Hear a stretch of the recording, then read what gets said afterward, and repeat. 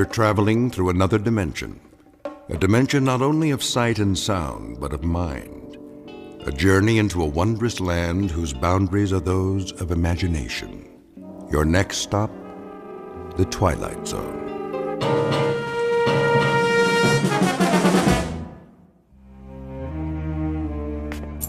Thank you, Mrs. Dunphy. I'll be back shortly. You're going out? I'm afraid so. But you've only just returned. Unfortunately, that is the nature of my work. Another business trip? The most important of all. But first, there are arrangements to be made. I've prepared your afternoon meal. I'm sure it will keep. Can you not make these arrangements by telephone? No. Some things can't be left to chance. In the meanwhile, follow my instructions precisely, to the letter. Mrs. Dunphy, do I make myself clear? I believe so. You believe so? Then let me make it absolutely clear. Sit down for a moment. But if you're on your way... It's necessary that you understand. And the only way to be sure is to tell you how it began. Please. If you wish, sir. I must warn you, it's an incredible story. I, of all people, know that. So incredible that you won't believe me at first. But I'm going to tell you everything. Then you will believe. Because you must. You must believe. Do you know Central Europe? Europe? Only as a child, sir. It started there many years ago, after the First World War. I was on a walking tour of France, Belgium, and Germany. I decided to travel alone with only a small pack. The confidence of youth. Germany was magical then, a place of valleys and mountains and swift, dark rivers. There was nowhere else like it, a fertile land where everything grew tall and straight out of the earth. I was struck by the richness of the soil, the verdancy of the hills. Stepping across the border from Belgium, where the mustachioed guards saluted like tin soldiers, I entered a different world. Everywhere I looked, a swelling green ocean. On the farthest hills, tall, ancient buildings of stone. Estates, monasteries, castles, or what have you. Some of them in ruins. I stood a moment at the border and watched the hawks circling above, wondering how such a miracle could be. It was as if I had passed through an invisible door from a musty room into a magical kingdom of winds and light. But so much can change in an afternoon. By nightfall, clouds filled the sky and the storm moved in to darken the landscape. The nearest village was miles away. I was unprepared, dressed for a stroll up the Champs-Élysées, perhaps. In minutes, I was drenched and chilled to the bone. Then I saw it, a medieval castle, bombed almost to ruins, sitting like a broken fingernail atop Schwarzhof Mountain. I came to a wall of gray stone. There was an iron gate. Please! Please! Someone! Please let me in!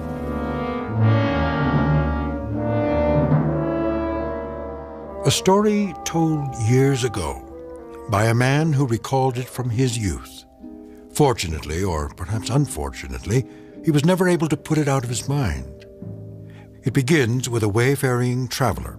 His name is David Ellington, scholar, seeker of truth, and to his dismay, a finder of truth. A man approaching exhaustion, who will confront a problem that has haunted the world since the beginning of time. A man who knocks on a gate seeking sanctuary, and instead finds that he has just crossed an unmarked border into the far edges of the Twilight Zone. The Howling Man, starring Fred Willard, with Stacy Keach as your narrator.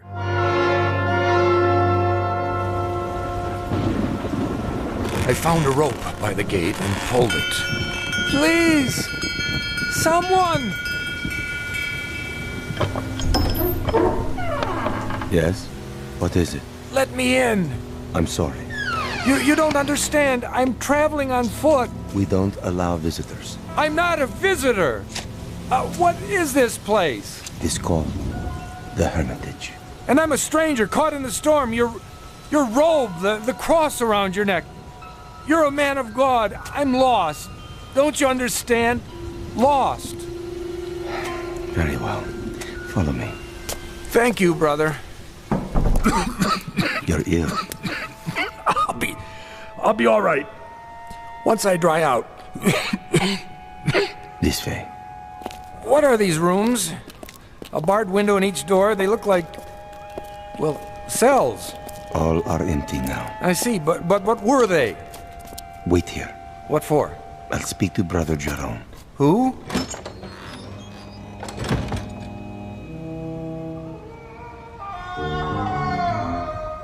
What in the... Brother Jerome will see you now. Oh, what was that? The wind. Are you sure? Come. The room had almost no furnishings. A straw pallet, a rude desk and chair, some books and religious oddments, very stark. The abbot himself was a fierce El Greco painting of a man, stooped and withered, but strong in every part of him.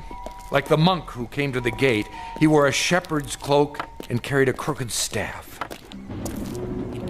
Why have you come here? My name is David Ellington. I got lost in the storm. Then I saw a lantern in the window. And what is it you want of us? Want? Only a little shelter, some food. We cannot help you here. You will have to leave. You call that a Christian attitude? Now, Mr. Ellington. Oh, for the love of... All right, if that's the way you want it. Sorry to have troubled you. Give me a minute. I'll be out of here in...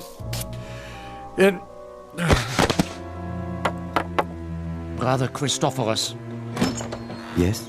Carry him out of here. At once. Right away.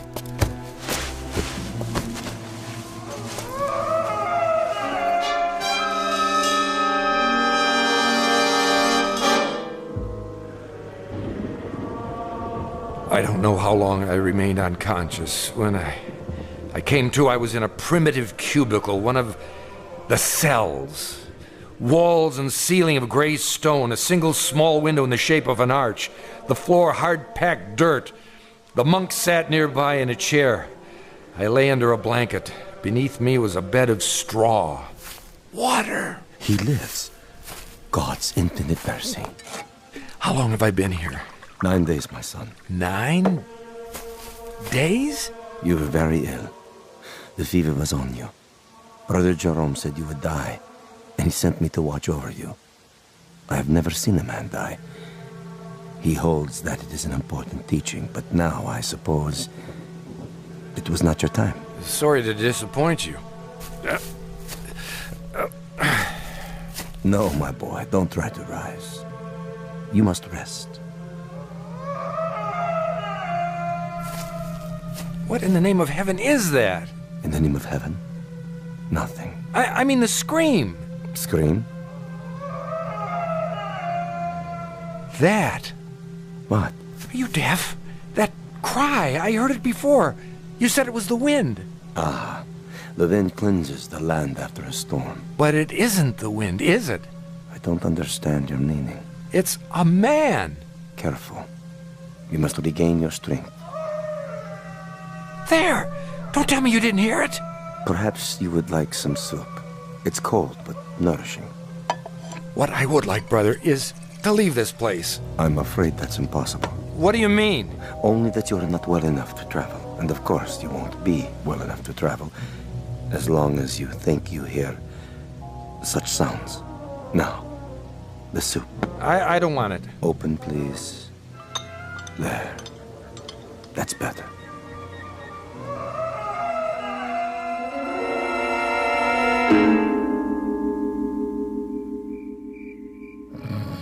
Over the next few hours, my strength did return, or at least some of it. I waited until the monk had fallen asleep. Then at last I made my move. The door was held shut by a simple iron bolt. I had only to slide it a few inches without waking him. was almost free. But I could not remember which way we had come. When I turned into another corridor, I realized I was lost. It was a maze of dark passages and doors. Here, a part of the ruined ceiling was broken away, and I saw that the moon had risen. In the naked light of the moon, I saw one door different somehow from the others. At first, I was not sure why. Then I realized that in place of a bolt, it was held shut by a piece of wood, a mere stick, crooked and curved, like the peculiar staffs carried by the monk and the abbot, only in miniature, no greater in length than my forearm. On this door, in this door alone, a small wooden staff replaced the iron bolt. How odd! I looked through the opening in the door. Inside, a filthy, shadowed hovel, no table or chair, no straw for a bed. It appeared to be empty. What? There was a man, huddled in the corner, holding his knees and rocking, head back like an animal. In the soiled moonlight, I saw his dirty beard, his rotted clothes. Who are you? Help me. Stay back. No, please. In the name of humanity, help me. But who? You're not one of them. No, my name is Ellington. I'm an American. Shh. What are you afraid of? Them. Listen. Do you hear them coming? No, but why? They will look for you. We only have a moment. You speak as if I'm a prisoner. Aren't you? I'm not sure. Come closer, and I'll explain. Explain what? Don't you know what they are? These men of God. They are mad, Mr. Ellington. All of them, raving mad. Why do you say so? I was in the village, in Schwarzhof, doing nothing out of the ordinary, walking the street with my woman. We were holding hands, that is all. Do you see anything wrong with that? Well, of course not. But what? We paused to rest by a tree in the shade. And then we kissed. Yes, I admit it. Is it wrong to kiss? Tell me. Why, no, I don't think so. You don't think so, I don't think so. But Jerome, that lecherous old fool. The gaunt man, the one in charge. So, you have seen him. As I kissed her, a shadow fell over us. We looked up and saw him standing there. I opened my mouth to speak, but before I could utter a word, he raised the wooden staff he carries, so heavy. You've seen it. Yes. And he hit me again and again. He smote me like an angry god, or a man who thinks he's God. I woke up here. No. I swear. They flogged me with knotted ropes. I asked for food, they would not give it to me. I begged for water, they gave me none. Then they threw me in this filthy room and locked the door. Well, why? For revenge. Jerome wanted my woman. Are you sure? Yes. That disgusting old man, that fanatic. He wanted her. And when she refused his advances, he took his fury out on me. Your story, I find it difficult to believe. Of course you do. That's the strength of the man. He makes his madness seem a harmless thing, the beliefs of a religious zealot. But this is not a religious order, Mr. Ellington. These brothers of truth. Is that what they're called? That's what they call themselves. The real truth is they're outcasts, misfits, cut off from the world because the world will not have them. Have you heard of their sect before, of this hermitage? No, I haven't. Mr. Ellington, you must believe me. I don't say they're all evil, only mad. And here, within these walls, they answer to no law but their own. Wait for me. Where are you going? I'll speak to Jerome. No, you mustn't. If I remind him that false imprisonment is a crime... I tell you, he's the greatest maniac of them all. Quick! He's coming. Hide yourself. Mr. Ellington. No, no.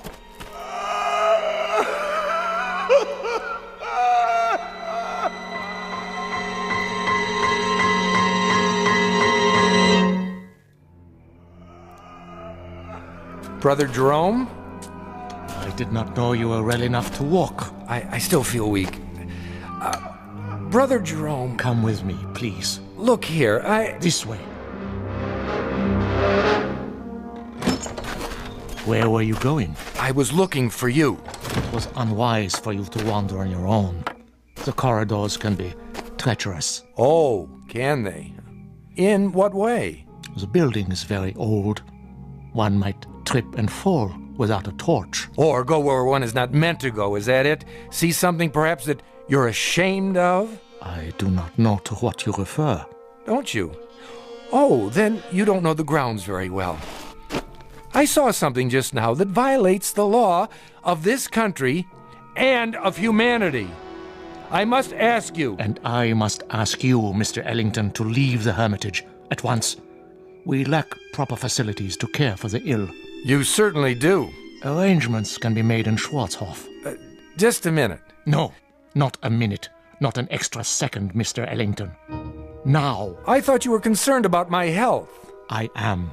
But now you want me gone regardless. Why?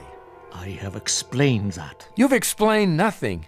Based on what I've seen, I question your motives. I question your entire operation here. You are making assumptions. I certainly am. Now, look, no one invited me to come here. I realize that. I arrived unexpectedly, and you're not prepared for visitors. But I had no choice. And there is no excuse for your behavior. I suppose it was only a matter of time before you brought out the knotted ropes so that you could flail me or whatever it is you do for amusement. My son. I'm not your son! There are many things you don't understand. That's right, I don't. So begin with this one. Tell me, why are you in such a hurry for me to leave? What more are you afraid I'll find out? More? Besides the man you've got locked up in that cell. What man is that, Mr. Ellington? The one we just left. The one who's been screaming his head off. I am not sure what you're talking about. That's it, isn't it, brother? Or is he only one of many? Well, it isn't a secret anymore. I know. And what do you think you know? The chair. Sit. You are still weak.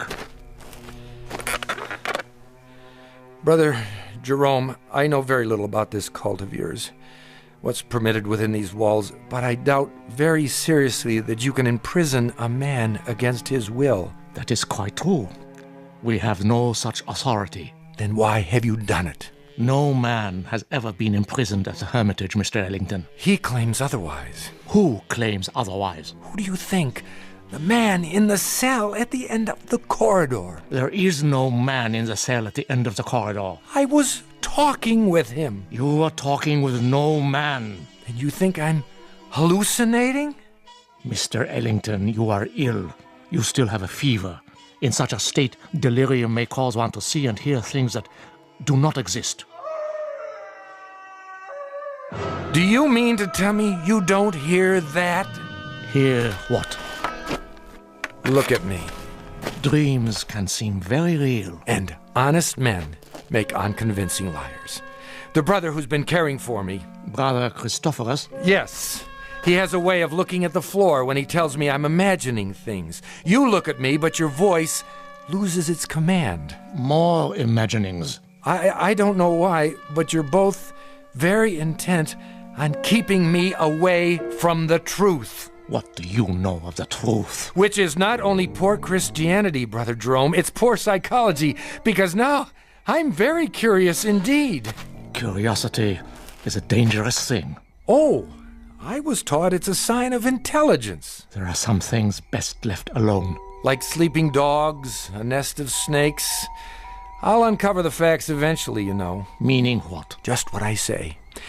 I imagine the local police will be interested to learn that you're keeping a man locked up here. I tell you, There is no man. All right, let's forget it. I'll deal with it in my own way.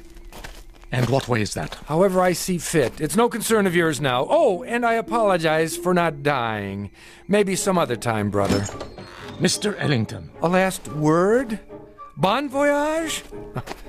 Don't bother yourself. I'll make it to the village with no further delay, I assure you. Mr. Ellington, the prisoner in the cell, it's a delicate matter. Ah!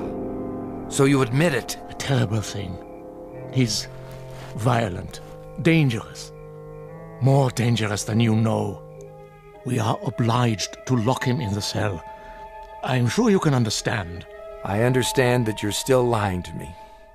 Goodbye, Brother Jerome. Would you really go to the police? If you were in my place, wouldn't you? Very well. Close the door, Mr. Ellington. I have told you the truth, but only a part. Now I see that I must tell you the whole of it. May God forgive me. Then you do hear it. As I have heard it every hour of every day for 5 long years. Why did you lie? I didn't. Oh, but I think you did. And now the skies darken. The storm returns. I should have known. When I told you that no man screamed in the abbey, I spoke the truth. It is not a man, you see, Mr. Ellington. It is the devil himself. You're joking with me, aren't you? No, Mr. Ellington, I am not. Would that I were. It would be so much easier. But the prisoner in the cell, our only prisoner, is in fact Satan. Oh, come now. Otherwise known as the fallen angel, Ahriman, Asmodeus, Belial, Diabolus, the devil made manifest. You asked for the truth. Now you have it. Do you believe? What? Oh, sure. Now it is you who are lying, Mr. Ellington. You don't believe me at all. To the contrary, you're even more certain of what you've suspected all along, that I am mad. Well, sit down. I will tell you a story. And then we'll see how certain you are of my madness or of anything else. Drink. What did you say? Some brandy. For thy stomach and thy infirmities. No, thank you. Don't worry. It's not poison. A very old vintage. I'll drink with you. What is it you wanted to tell me? I presume, Mr. Ellington, that you consider yourself sophisticated, a worldly man. Why do you say that? You're young, rich by your clothes, and reasonably well educated. Harvard? Yale. Exactly. Having a last fling before settling into the family business. How did you... You are an open book, printed in very large type, with pictures. Of course, you consider us primitive, because we're living in seclusion away from the real world. To you, we're misfits. Please, I know all the theories. I assure you, brother... No, Mr. Ellington, it is I who am assuring you that I am not the ignorant fanatic I might seem. I coped with your world for 40 years before I left it, and rather successfully by your standards. The best schools, a degree in philosophy, a job that took me to all the corners of the earth. This beard and this staff and this face represent nothing but a different point of view. If you understand that, then perhaps you will listen to what I have to say with an open mind.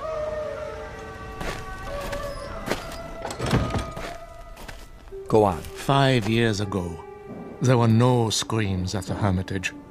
This was simply the bombed-out ruins of a castle belonging to the family Wulfren. How did you come by it? Baron Wulfren turned it over to the Brothers of Truth as a gesture of charity. Our task was to tend the great vineyards and save what souls we could by constant prayer. But this isn't a formal religious order, is it, brother? We believe that we are recognized by God. Truth is our only dogma. We are committed to it as man's greatest weapon against the devil, who is the father of all lies. Please, continue. You were tending the vineyards. At that time, not very long after the Great War, the world was in chaos. Everywhere there was unhappiness, except in the village below. Really? For some reason, the people of Schwarzhof refused to yield to despair. They lost none of their faith. They continued, as they had for years, to be honest and God-fearing and happy. The village was a plum to Satan, one he could not resist. So he came here, drawn to it as a moth is to light, and embarked upon a program of corruption. But you stopped him. Yes. You see, Mr. Ellington, he made the same mistake you are making now. He underestimated me. He thought he would have no difficulty tempting an old fool. I had him in the cell before he knew what happened. But if he's the devil, how do you keep him from escaping? With the staff of truth. The one barrier he cannot pass. Mm-hmm.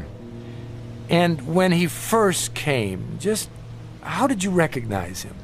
I had seen him before, in every part of the world. Wherever there was sin, wherever there was strife and persecution, there he was also. Sometimes he appeared only as a spectator, a face in the crowd. But he was always there, in all times and places. So you understand now, I trust, why you must say nothing of the things you have seen and heard. Brother, not that I doubt you, but is it possible that you've made a mistake? No. Think, Mr. Ellington, of the peace in the world these 5 years. Think of this country now. Is there another like it? But you haven't put an end to suffering. There's still murders and robberies.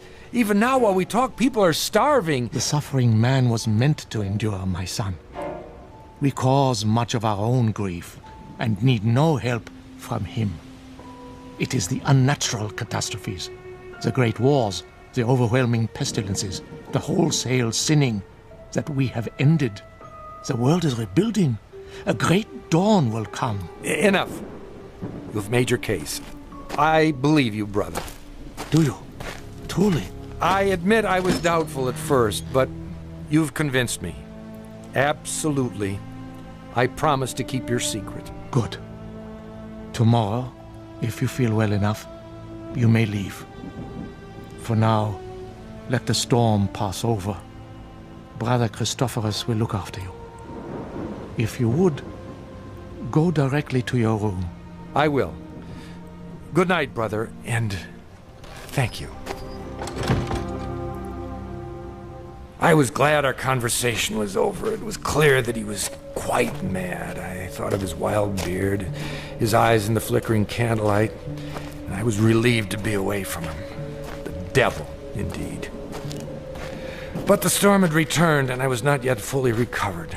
I would pass one more night in this place. What, I wondered, should I do before morning comes?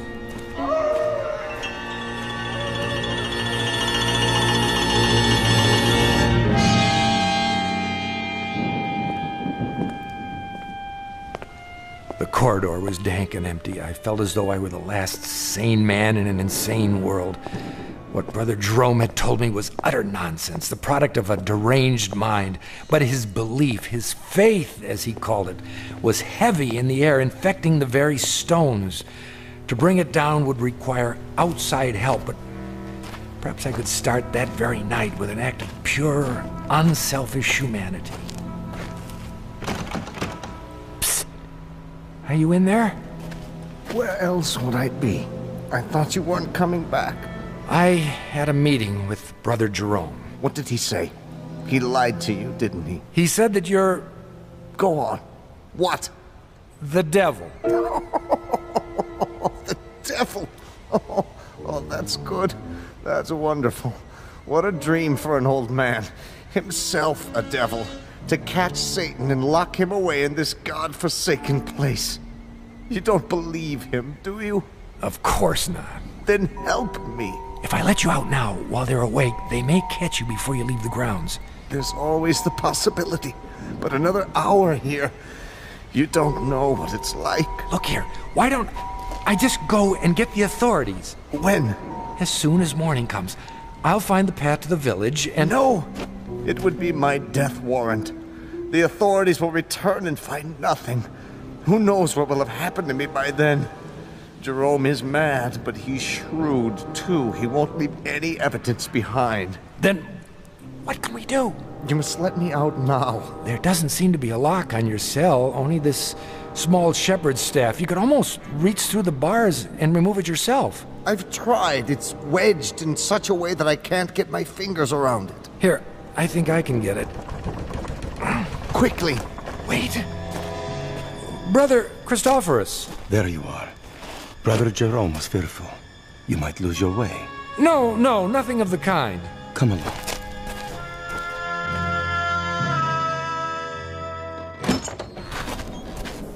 I'll light the candle. There is bread and water on the table, and more soup to give you strength. Thank you. Rest now, Mr. Ellington. Remember, you're still a very sick man. I'm feeling much better. Nonetheless, Brother Jerome has asked me to watch over you. Really, that isn't necessary. It is my duty. The chair is sturdy, and the candle is fresh. Wait a minute. Why are you locking the door? To protect you. But you're locking us both in. Never fear. I have the key. It is not long till morning. But... Sleep, Mr. Ellington. You are a weary traveler. Soon you'll be back with your own kind. What a comfort, eh? You will forget all you have seen here. I watched the monk as he sat heavily in the chair. I was a prisoner, no doubt about it. How much longer, I wondered, for both prisoners? What if the morning came and Brother Jerome chose not to release me as he promised? I might remain here for... How long had the Howling Man been in prison? 5 years? Lord, I imagined my beard growing, my hair wild, until I too was starved, crying to be let out. No one would come. Who knew I was here? I'd drop off the face of the earth, forgotten, presumed dead. Brother Christophorus had the keys around his neck, but until he fell asleep, I was at his mercy. It was almost dawn when I dared to move. I had to be careful not to wake him.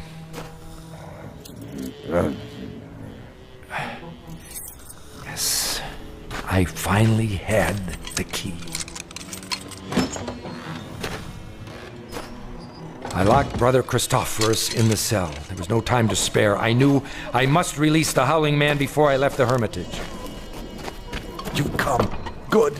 What do you want me to do? Lift off the wooden bolt. Are you sure this is all that holds you in? A small carved stick?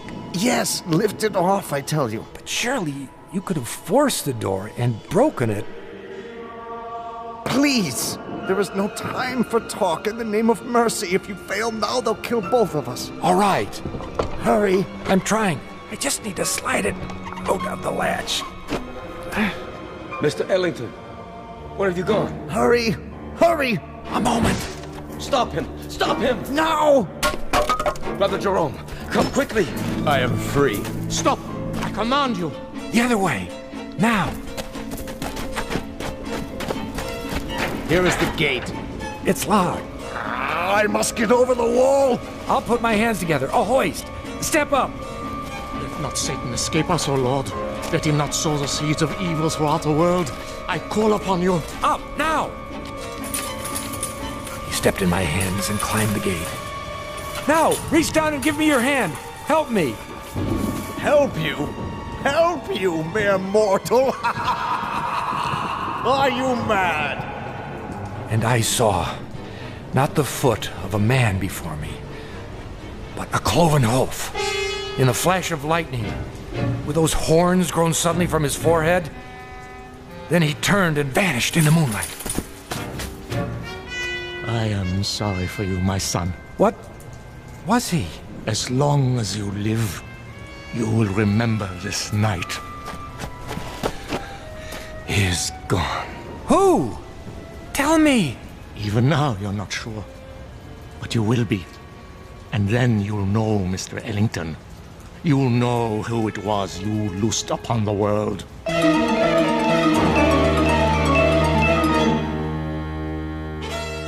The monks were mad, I thought.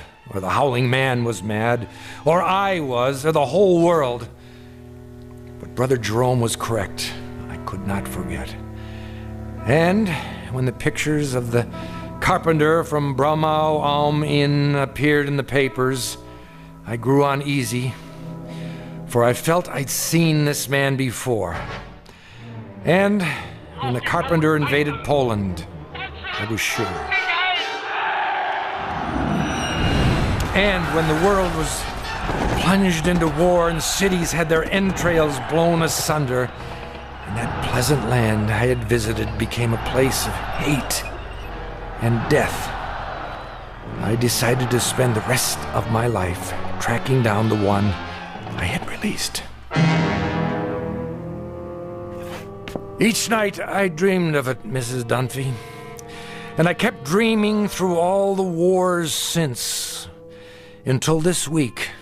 It took years, decades, but eventually I found him. And so the nightmare is finally over. Again. I see. And now, Mrs. Dunphy, I'm going to see about a chartered plane to have him transported back to Germany. Brother Christophorus is in charge now. I have already written him. He will be very relieved. And what you found, it is here? Have no fear. As long as the staff of truth is in place, he cannot leave the next room. The staff is very small, but very powerful. So you see why you must not, under any circumstances, go near that door. Nothing in the world is more important. Do you understand? I believe so. Oh, he'll do a bit of howling, but never mind that. It's a trick. I'll return as soon as possible. Until then, keep that door locked. Yes, sir. Oh my, such stories. Come here. Please. You must listen. He is insane. Let me out, I beg you. Let me out. Who's there? Behind that door. Are you all right? Sir? Sir, can you hear me? The little piece of wood. The staff. Remove it. Please. I don't know if I should. Please. Take it off the door. I implore you, please. Please.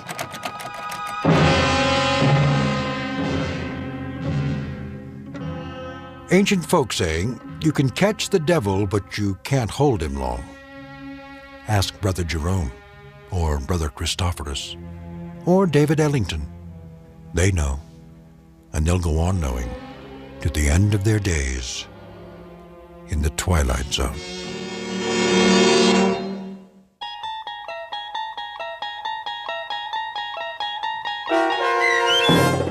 The Howling Man, starring Fred Willard, with Stacy Keach as your narrator, was adapted for radio by Dennis Etchison and written for The Twilight Zone by Charles Beaumont. Heard in the cast were Christian Stolte, David Darlow, Doug James, and Anna Sverutza. This copyrighted radio series is produced and directed by Carl Amari and Roger Wolski for Falcon Picture Group. Doug James speaking.